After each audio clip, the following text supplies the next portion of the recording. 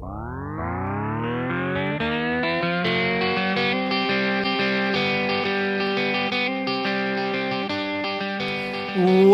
to the WTF, Where's the Focus podcast. I'm going to bring you a weekly short message on where you put your focus as it relates to sales and building successful business relationships.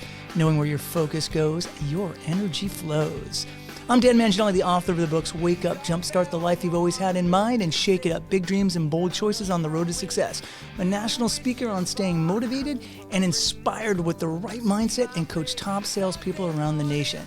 So let's get going with WTF.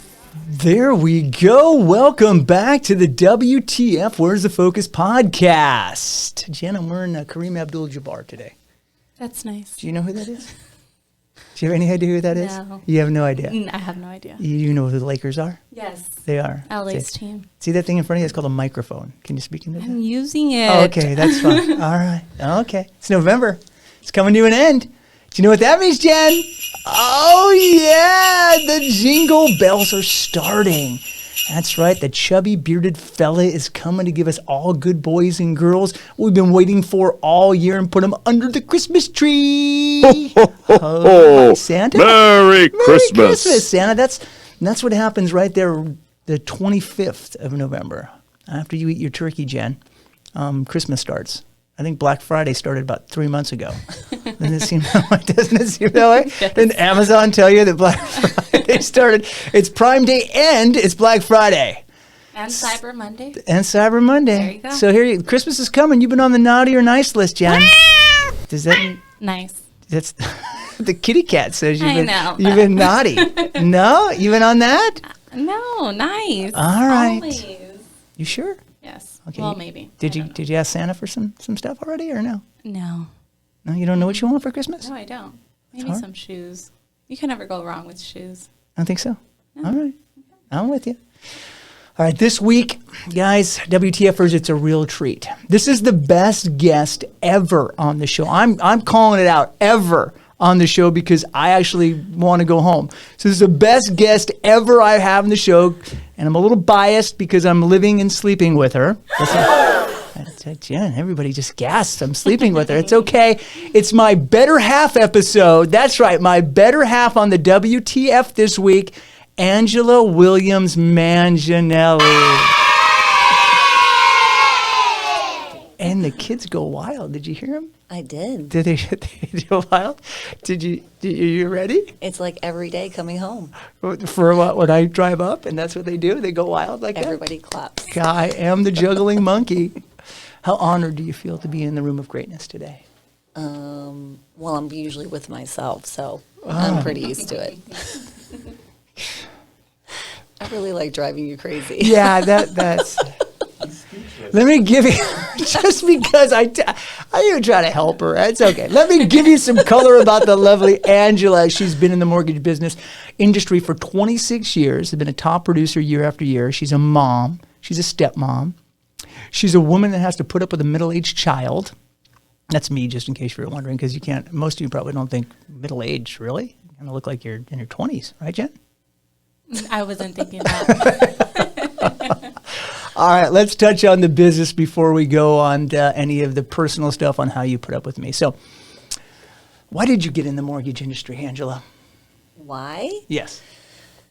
Oh, great question. I was scared to death. Is it the first time you've ever heard it? Or? It is the first time I've heard it. Well, since 9 o'clock this morning, right before I went to volunteer. Didn't know exactly if you're like all of a sudden you're like perplexed that question came, but go ahead. I don't think I've ever been asked it quite that way before, but I was right out of college. I knew the district manager that was working out of Atlanta and hated the job that I had out of college. And he said, please come work for me. And I was in complete desperation, and I took a chance and found my home. And what were you in desperation? I was broke. And this was a way for you. So when you got in the industry, did you enjoy it right away, or did you even know what it was? I mean, did you understand that like mortgages were houses and that's what you had to go sell, or did you even realize it was a sales job? No, I knew what it was because my mom did it. My mom was a producer in Maryland. I wanted to move to Atlanta after college and had hooked me up with the district manager out of out of the South. So I knew what it was. I did not want to go into sales. I was actually very shy and didn't like putting myself on the spot. So I was reluctant to take the job. I knew what it took. I watched my mom work holidays, nights, and weekends, and that wasn't something that I was really excited to do, but took the chance, and they really put a lot of faith in me, a lot of faith, and took the time to train me well. They put me in the middle of all the top producers so I could hear them on the phone. And I realized pretty quickly I didn't have to treat this like a sales job. I could treat it like a chance to educate clients. And if I could educate enough clients, then maybe I'd actually get the sale. And that's how I had to trick myself into doing it. Did you know coming in it was a sales job? Did they say that, you know what, what you have to do is you have to make phone calls to people you don't know, and you have to go out and put yourself and make office calls and call these people, go to open houses, do all the things that, or did you take it as it's not a sales job, it's just an educational job? Yeah, well, I had a boss that, well, first of all, I was so young, and I looked even younger at the time, and I lived in a place, I didn't have any family, I was living by myself, and my bosses really treated me like a daughter, so they didn't want me making crazy calls. Like, people were meeting, at that time, clients at their home. He was like, that's not allowed, you need to meet them in their office. And they really taught relationship selling, building off of the people that you know, how to make connections. And so they were warm calls, not cold calls. So to be honest, I don't think I made a first cold call maybe into 15 years later, 10 years after I first started in the industry. Was there a part of it that you, besides that you were saying you were shy and you were young in that, is there a part that you liked at all of the sales portion? No, not at first. Not at first. It wasn't a comfort zone for me. I like to educate, and so I spent a lot of time reading and understanding the market and listening to people that were successful and then trying to emulate them. But the sales part was really hard. Well, where'd you get your business then? If you weren't cold calling or going out and talking to people? Well, in the beginning, I lucked out because 6 months into my training, the rates dropped. And because I had been listening and sitting in the office quietly, and they had, the top producers had watched me be there when no one else was there, when they had a deal that they were too busy to do, one that was, the loan amount was too small, or maybe, for what it was too difficult, too many borrowers, they would give me a referral. And so I would kind of take the client and get them closed. And because I was so broke, I was happy to make even a couple $100s on a deal. And I just quickly realized that one transaction, those people knew someone else.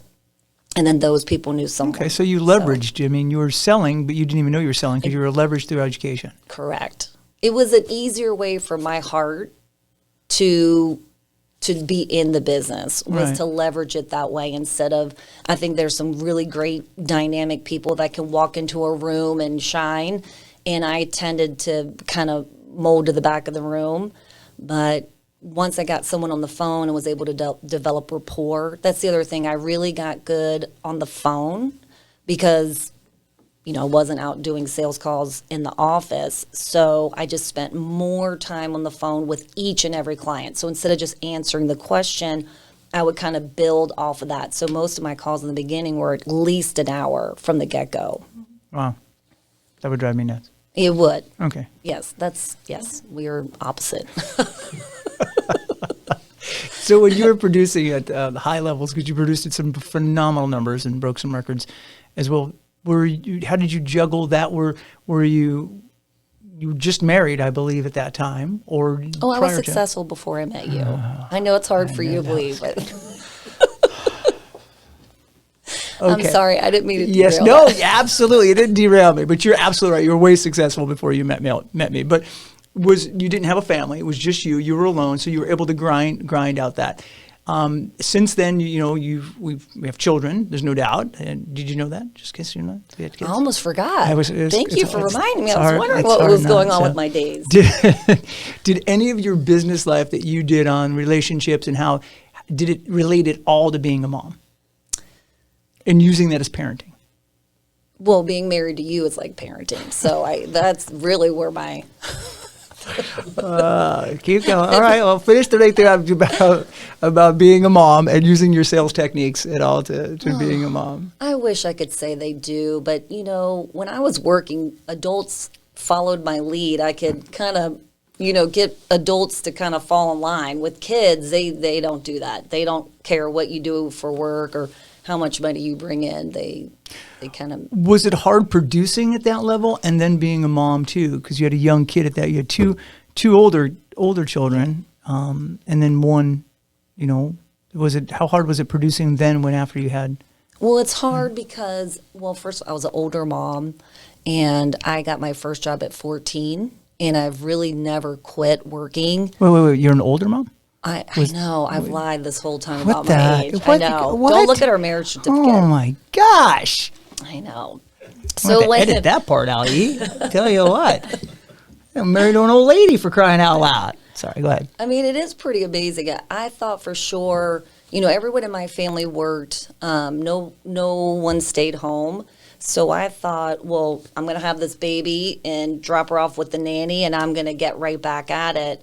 That's what I had seen. That's what I thought I was going to do. And then life had other ideas for me. It was really, really hard for me to separate from her. And I don't know that many people know that struggle unless they've been through it. My work was my identity. It was who I was. It provided security for me and a personality. I think I really found myself in doing this job. But now I have this baby that's just so darn cute and stressful and, mind-boggling. And I couldn't separate from that. So I worked in the office probably till she was 3.5, and each year kind of backing off a little bit. And then I remember one day just coming home and realizing she's growing up. This is the only baby, I've raised 3 kids, but she was the only baby that I was going to have.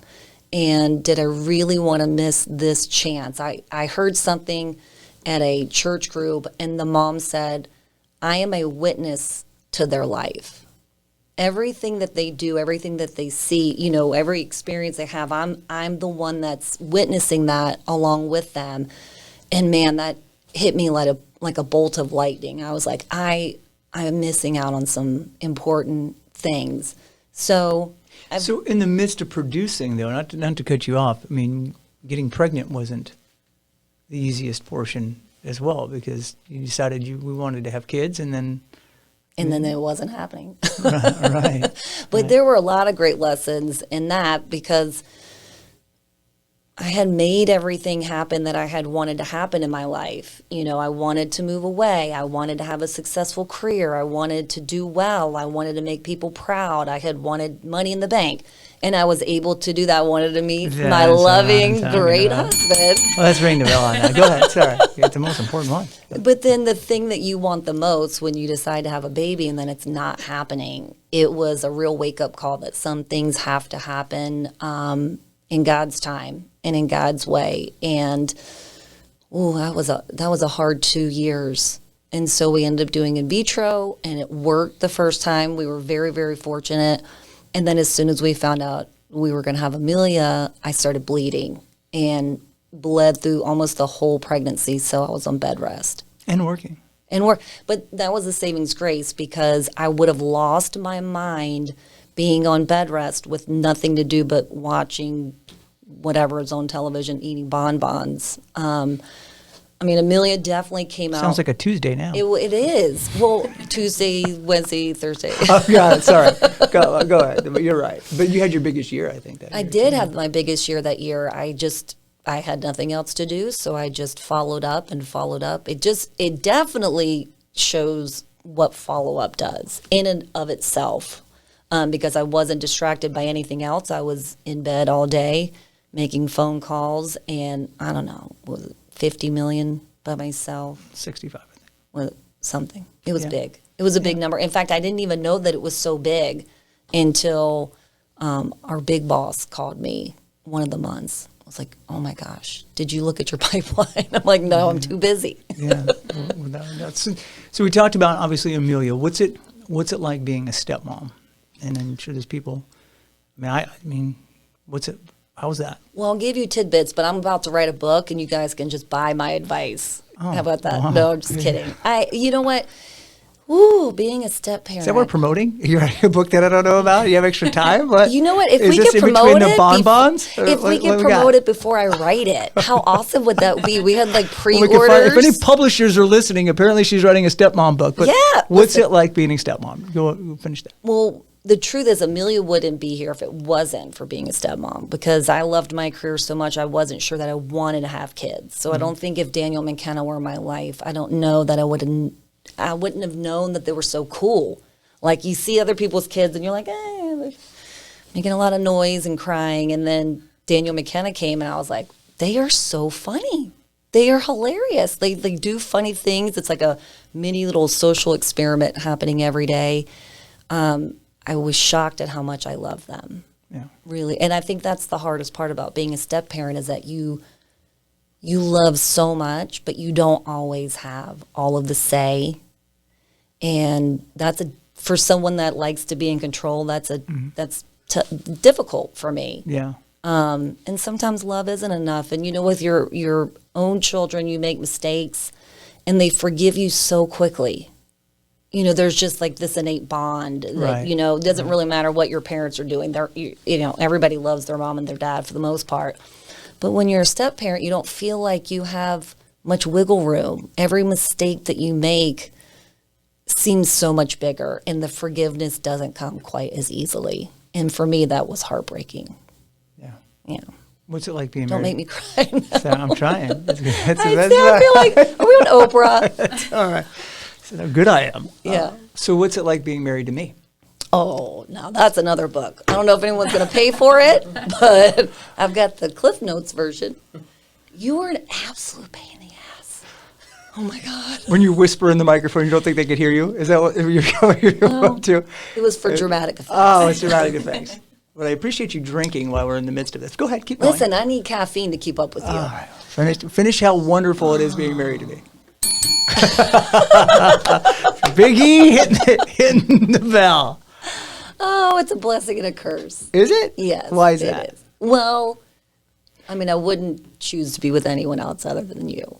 And I hate to admit that sometimes, because, boy, you do drive me crazy. But we were. Can you isolate that part, E, just in case? And Jen, just you heard her. Just go ahead, keep going.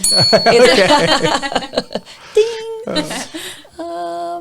But it is like having another child in the house, and sometimes they're easier. In fact, hands down, I will fly with all three kids at any age.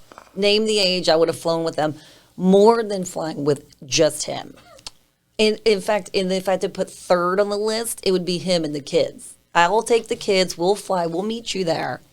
He is very A-type. Very go with the flow. I tried to fly sure you guys first are class and put you guys in coach, but you wouldn't have.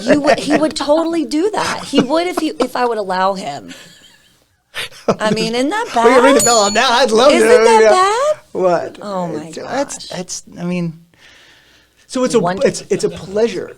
What you're saying. It's an experience each day. Is that what I'm hearing? It is definitely an experience each day. Yes.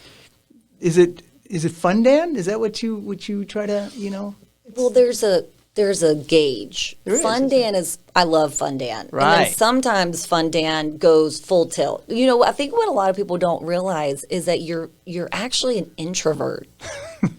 Okay, let's hear And this. no. See, you don't even know it about yourself. It's so cute. Oh my gosh. Welcome to therapy here on the WTF. Go ahead. I know. As you're, Okay. well, you brought me on a podcast, so I have to Spill spill the tea a little bit, right? Yeah. All right. I think you do have to push yourself really hard. Yeah, but you consistently say, listen, we're going out with these people. She'll put me on play dates. We're going out with these people, and can you be Fun Dan? And then you rub the bottle, and Fun Dan comes out, and you can't put him back in the bottle. And you'd like to. Yeah, but some people kind of know where that line should be, and sometimes you don't. You have too much fun? Yeah, sometimes. And then sometimes no fun. And he like right in the middle, there's a gauge, like right dead center. Yeah. Too much fun, not enough fun. All right, before you met me, how about a good story? What was your worst first date? Ooh. I had somebody try to eat off my plate. I think that was me. No, it wasn't. Sorry. I just remember, and I'm a Southern girl, so I've had to learn how to deal with the differences of being on the West Coast. But I had moved to Atlanta, which was obviously the South. And this was my first date living in Atlanta. You're looking at Jen like she doesn't know where the South is. Did you? Okay, you were just talking. No, she's just another girl. Okay. She's, We're you guys having just a gal moment? It. Because all the time she says something, she looks at you like, and that's the South, I Jen. am Just enjoying this. I know. It's just love being here right now. Go ahead. We're going to hang out from now on. We're going to take over the Apparently, podcast. the WTF has now got a new host. I don't know about it. Okay, keep going. So, someone ate off your plate. That was your worst. Well, he just reached over with his fork and just started eating my meal, and I just thought, how weird is that? We haven't kissed yet. Like, I don't even know if I want to do that. So that's the gauge of eating French fries off your plate, is if we kissed or not? Well, if we had already kissed, then I feel like we would have moved past the point where maybe it would have been acceptable for someone to just eat off your plate. But because we had just met, just sat down, just started talking and engaging, and then he just sticks his fork in my food, it was weird. I was done. I could have left then. But there weren't Ubers back then. So I wish that was when my people worst actually first date picked was you just up. if she'd have ate off my plate. My first worst date would have been this, You were the worst date. No, I actually was a night. I took someone, back to let's see, this is a while ago, when the Black Angus was a nice place to go. We went to the Black Angus, sat down for dinner, we were talking, and then she said something about relationships, and I said, "Yeah, I understand," and she lost it. Like, "No, you don't understand." And I'm like, "Well, yeah, no, you don't," and then starts like crying. Obviously, she had some deep issues from the last guy she went out with. And like the whole restaurant's looking at me like I did something. Like it's my fault. And she's ballistically crying, like hysterical, and then gets up and goes to the bathroom. And everybody watches her go to the bathroom and then looks right back at me. And I'm like, I just met her, man. I have no idea what's going on. Zero. It's a pretty bad first date. Is that why you have a hard time with emotions now? And then she came back and acted like nothing happened. Like, let's order. And I'm like, let's go, because this ain't happening. I have so many more questions about this. Well, this is like the first. It's the degree of crazy that I realized happens at a young age on a first date. Wow. It was better probably than the blind date I went on. Where Was there a second date? I'm just curious. No, God, no. Oh, so It was pretty quick on the end. We weren't even, Black English brings you that bread in the beginning. They just brought us the bread. I had a mustard. I had a mustard say, "We'll take it to go." Hey, that was a nice restaurant back in the late '80s, maybe back in the day. It beats a time that someone sent me on a blind date, and the person came into the bar where I was and asked, "Dan?" And I said, "Nope." I know. I still feel bad about that one. That poor girl sat there for like probably a day. I got up and left pretty soon. Well, it's great. Is now you have 2 daughters. Yeah, thanks for that. One of them is dating now. So, being that you're on this podcast, give me some advice on how you would promote this podcast. What would you do if you were to tell people, "I need you to subscribe right now and listen to this podcast"? How would you promote it? You mean, do you want my truth? No, it's awesome if you'd lie to me on the podcast, unless you're going to tell me I'm doing it all wrong and I don't have enough subscribers. I could do that. Okay. No. You're doing a fantastic job. I think it's just relationships. Look, I am not a tech person. I am not going to pretend to understand how the background of all of this works, but it's who you know. It's how you get it out there. You should at least have your producer and your podcast guests here at least subscribe, right? I mean, Jen, you can hit the subscribe button anytime now. I'm subscribed. I know. Some of us use certain Other features, other other platforms. And to be kidding. honest, I do too. I mean, because it's just No, I easier. totally- It's front loaded. I I don't get it. have to like. I was just seeing Yeah. if you would give me some, great idea on what I should be doing to have all your friends in your little mom's group. I keep telling you, I love it when you talk about the mortgage industry or real estate, because you know it so well, and I feel like it comes out of you.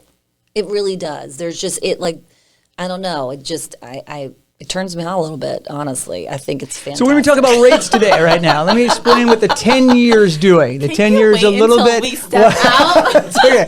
We're going to talk about inflation today and how it affects mortgage rates in the long term and the bonds. Mortgage-backed securities are no. How you doing? Hey, I was going for Little it. I Randy, liked it. little Randy over there. You good? All right. Listen, Okay. intelligence is attractive and confidence. Man, boy, no wonder why I have to beg you half the time. That's okay. Oh, now we're getting real deep. I mean, All right, that's we're having some fun. Let's see how much my better half knows about her favorite male. I'm gonna fail. You think so? All right. First of all, your favorite male? No, the dog is. Yeah. Are we gonna talk about Bogey? No, Oh my I God. He lost. is I my figured when I prince. asked about the favorite male, she was going to go right into the dog. Listen. She was going to go, oh. Dan's feelings were so hurt when I told him. Am I being cut off? Yeah, no, that's okay. I told him that Bogey was my soulmate. But he Dog. He gets you. I mean, listen, anybody that has The a dog, dog. they just, when you're their human, it's like just love. All right, let's see how much you know about me. Jen, you got, let me hear that. What's the buzzer sound like if she doesn't know? Okay, that's like that in your head? That's because you know. Okay, so here's the first question. We'll make him easy right there. Okay, what's my favorite movie?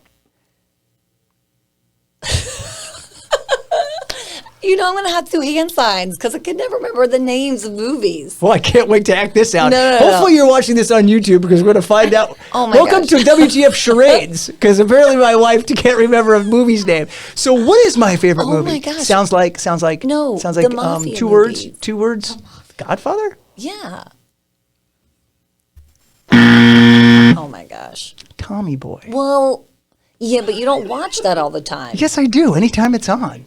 Yeah, but that's never on anymore. Oh, it's on. Yes, it is. We've I watched Godfather at least 4 times in the last 12 months. Yes. No, that was just going to my house and my family's house. That wasn't well, this- watching. Oh, I'm sorry. I got confused there for a second. You're It's right. all right.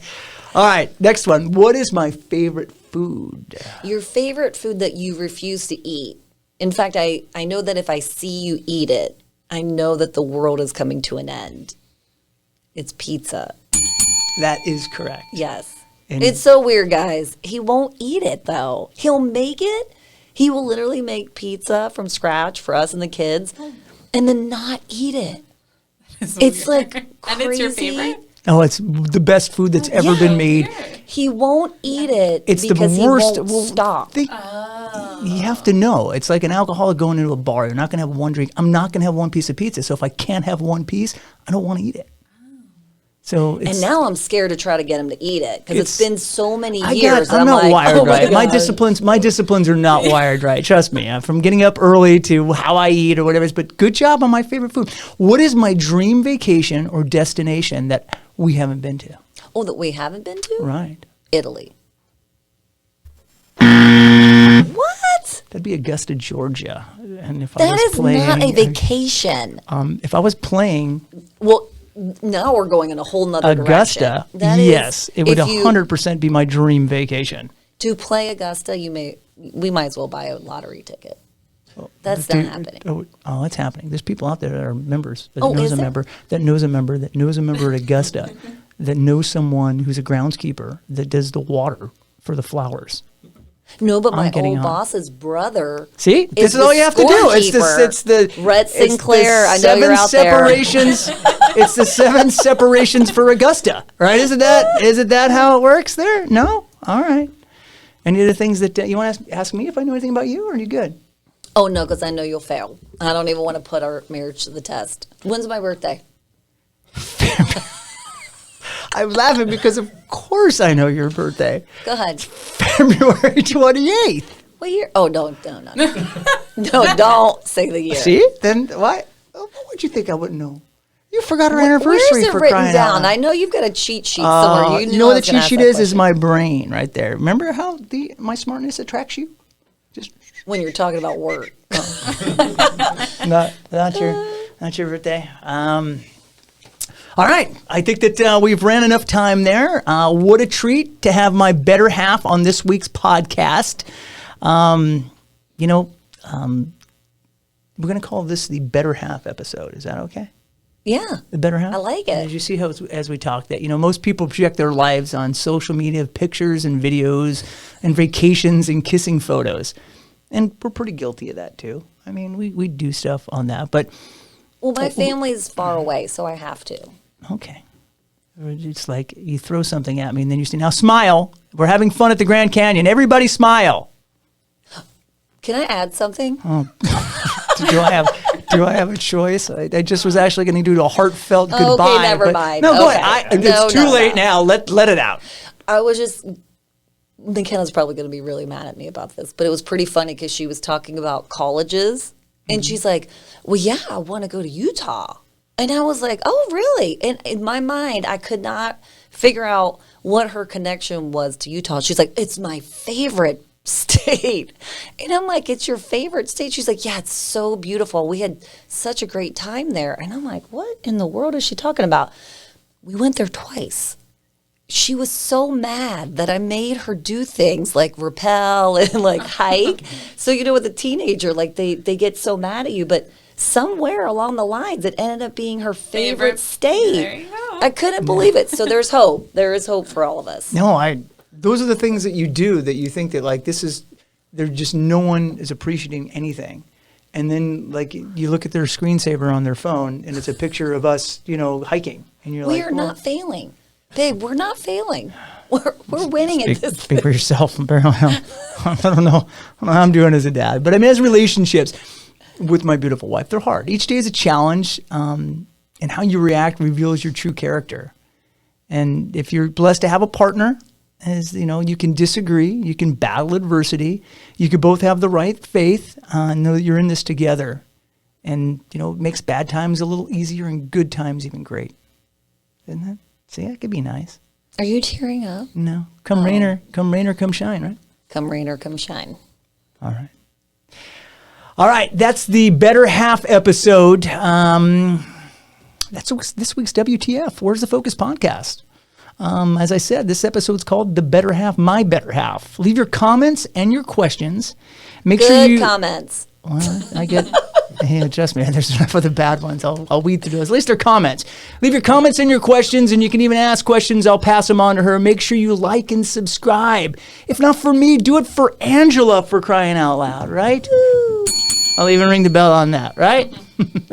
Until next week, my WTFers, go kiss your spouse and tell them you love them.